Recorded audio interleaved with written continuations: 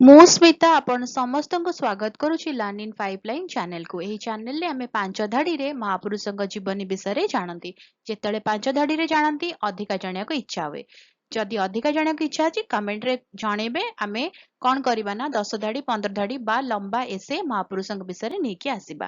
ତାହେଲେ ଆଜିର ଭିଡ଼ିଓରେ ଆମେ ଜାଣିବା ଆଉ ଜଣେ ମହାପୁରୁଷଙ୍କ ଜୀବନୀ ମାତ୍ର 5 ଧାଡ଼ିରେ। ସାର୍ ଶାନ୍ତି ସ୍ୱର ଭଟ୍ଟନାଗରଙ୍କ ଜନ୍ମ 21 ଫେବୃଆରୀ 1894 ମସିହାରେ ହୋଇଥିଲା।